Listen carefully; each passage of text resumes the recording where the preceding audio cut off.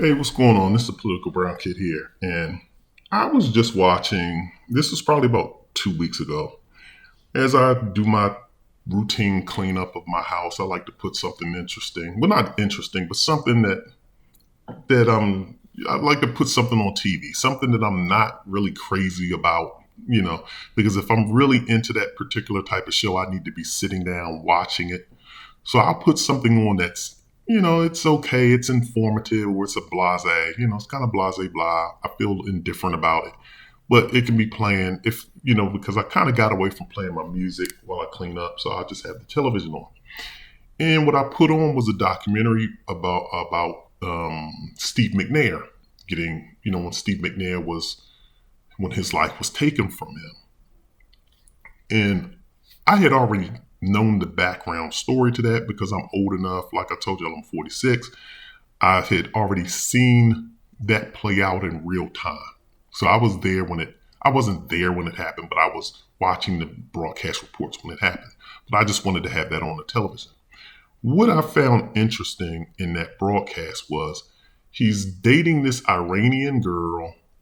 Um, she's obviously, if you look at her, you'll know what I'm talking about. But she doesn't look white to me. But when you see her flash on the screen, apparently, I think either she got arrested or they had in her profile, or it was a driver's license of hers. They showed something of hers that was on the screen. And inside of the race column, they put a W for white.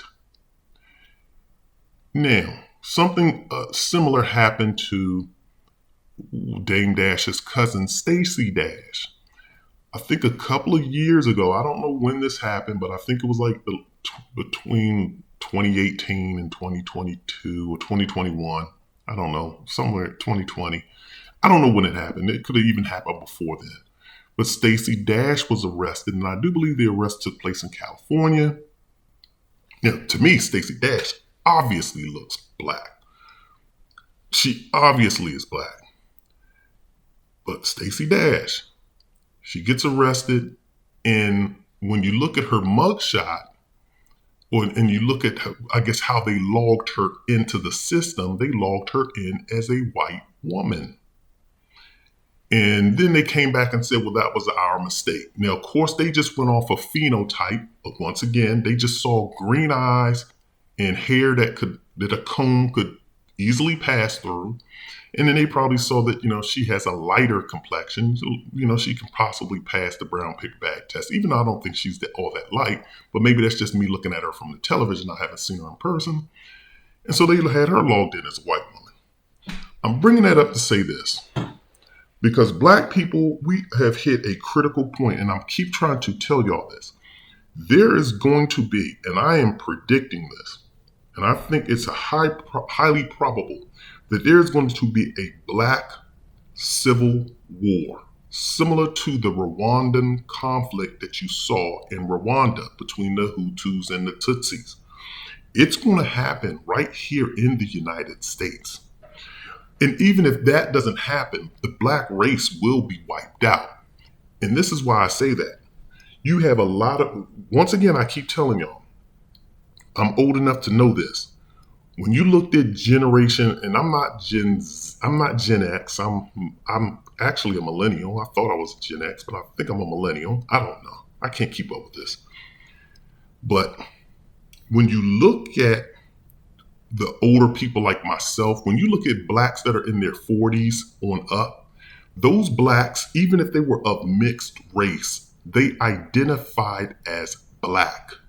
When you look at, if you go back and look at any interview that Sally Richardson has done, and she's married to Whitfield. What's that guy's name? His name is something Whitfield. He played in Queen Sugar. She's married to him. But when you look at anything that she's done, at least back in the day, she says, I am black. I'm basically black. She's like, I'm not going to get into my Indian side and all this. I am black. When you looked at Halle Berry identified as black. When you look at Barack Obama, he identifies as black. But when you look at these newer generations, because once again, I keep telling y'all this, White people keep setting the standards and black people keep going along with it because black people are just yassa bosses. We're bootlickers to white men, to white people, white men, white women. If the white man tells you that one drop of eighth drop of blood makes you black, then black people go with it. If the white man calls you the N-word, you go with it. Then he says, no, you're no longer the N-word, you're a Negro. Then you go with it. Then he says, no, you're no longer Negro, you're black. Then you go with it.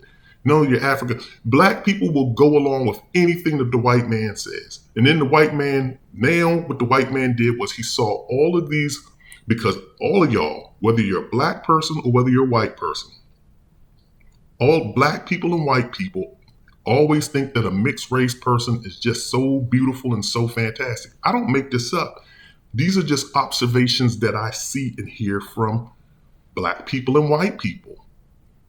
White people don't explicitly say it for the most part, even though I've heard a few white people say it when I was doing my reviews on that and doing my research on that Ghetto Gagger site, they were saying it. But white people, you can look at their actions. If they're going to date or if they're going to cast a black woman in a movie, more than less likely she's light-skinned with straight hair. She's mixed. And when you look at black people, we all know in our community, I want me a red bone. You can hear it in the Lil Wayne's raps. You can hear it in Jay-Z's raps. Two of the most ignorant rappers I ever thought lived on planet Earth. You can hear it in a lot of rappers' raps. They rap about light-skinned girls. Red bone, red bone, red bones.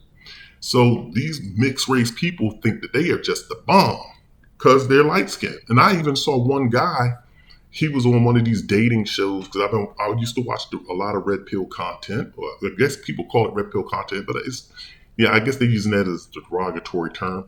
I didn't see it as derogatory. It was just, I'm looking at the content. And this one light-skinned brother was on there. He was like, yeah, I'm handsome. I'm light-skinned. I'm mixed. And, I'm tall and I'm mixed.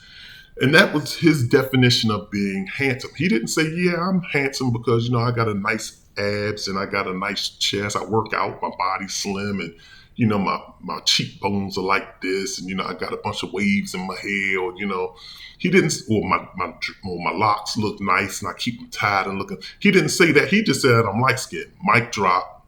And he said, I'm mixed. And that was just, yeah, I'm beautiful.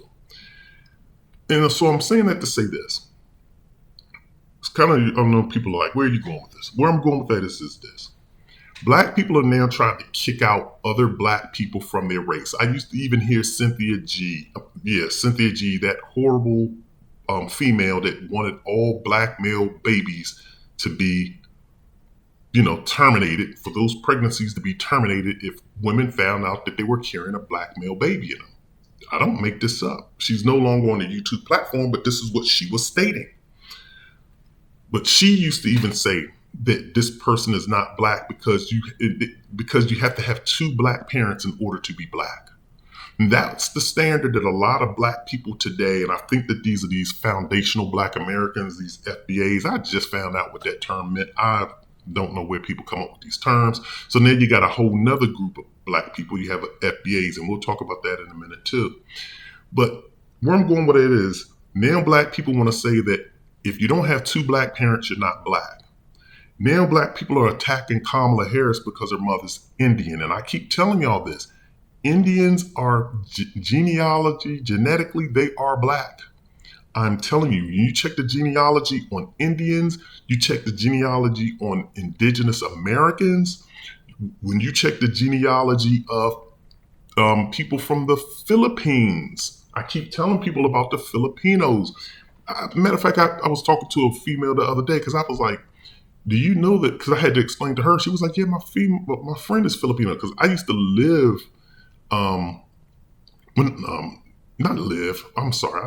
but I used to work with a Filipino guy. I worked with a Filipino guy. I used to work with a Filipino guy. And he wasn't the only Filipino at the job. It was two other Filipino guys there. And I used to always wonder, because I thought they were Hispanic because they have Hispanic last names. And so then I found out because, me and them talk. Me and the one guy talk. Me and him are real cool. Me and the other two, I know them, but, we don't really have personal conversations like me and the one guy. And so, but I never asked him. I went and researched it. I was like, well, why do they have Hispanic last names? And I found out why. I'm not going to spoil that for you guys. For people who don't know, you can look it up online why they have um, Hispanic last names. But Filipinos are genetically they have blackness in them, and that's why if you look at them, you can look at some of their features and you can kind of see that out through them. When you look at Indians, you can definitely and clearly see that with some Indians genetically where they fall. I just did a video with the Aborigines. They're black. Are you trying to cancel them out now too because they have straight hair, black people? They're dark as hell, but they have straight hair. But you have a lot of black people now that just want to cancel out certain groups of people because they're of how they fit on the brown paper bag and comb test. And like I said with Kamala Harris, people are saying because like her father, they're saying her father's Jamaican, half Indian. There's no such thing as a race of Jamaicans. I get confused when I hear people say that there's a race of, he's half Jamaican. I get confused when people try to identify Latinos as being a race because being Latino is not a race. It is not. You can be an indigenous American. Latinos really are descendants of the Mayans and those other the Incas and the Mayans. But most of those you don't even really see. Those are like real true Mexicans. When you see those Mexicans that are kind of like dark complexion and they usually have dark straight hair, those are the ones that usually you can say, yeah, they're from indigenous descent. But the other ones are really more, they're kind of like a mix of, those Mayans, Africans, Caucasians. They have a blend going on. And those are what you see typically, like when you look at some of these ones that are floating around. Danny Trejo you can probably look at him and say that he's a descendant of a Mayan, even though he's not as dark as what you would think that he should be. Because I know of people that are darker. So I'm saying this to say this is that when you have black people kicking blacks out of the race, and you have whites trying to add more people to their race. White people, I've already told you, I think about a decade or two ago, they were trying to get Asians classified as being Caucasian. I don't make this up. They're trying to say Asians are Caucasian. They're part of, notice white people are taking, they want the best and the brightest in their clique. They want the best and the brightest. But once again, they find out that now that since the lighter skinned Egyptians are populated over there, and these current Egyptians, let's just get that out the way. Yeah, those are Caucasians, but the original Egyptians were black. But they're just trying to add, but once again, if white people see that there was a great society like Egypt, oh no, it was dominated by white people. I even had a teacher try to tell us that the only time that black people took over Egypt was when Egypt was on its decline. This is no lie. They said that that's when the Nubians invaded and they took over Egypt when it was in its decline. But when Egypt was in its heyday, it was dominated by white people. I don't make this up. They even said the same thing about the Moors. They said the Moors look like Mariah Carey. They look like Mariah Carey. Well, they look like Vin Diesel. That's what the example that they use. I think they used that on Bill Maher's show. This was years ago. They said that the Moors look like Vin Diesel. And then they tried to say the Egyptians look like Mariah Carey. I don't make this stuff up. So what I'm trying to say to you black people is stop kicking people out your race just because they have diluted blood. You are going to need more allies. And number one, the reason why you shouldn't do it is because it's factually incorrect. Those individuals are black. You can look at the continent of Africa right now and you can see that you go all the way from a purple. Black people are like black purple. They're close to purple. They're super black. And those are people like I think in the Sudan, the Sudanese. And then you can go all the way to the northern tip with like Morocco. And you can go to like even those are people that are light, but they're still black. And then you can go to Ethiopia. They start getting a little bit more brown. Eritrea, Somalia. Those people start getting a little bit browner, but they still have, and they got curlier hair, not as straight as the Moroccans, but it's a little bit more curlier. Now it's curly. And then you start getting, and then gets darker and darker. But these people are still black. And then once again, I keep telling y'all about the Aborigines over in Australia.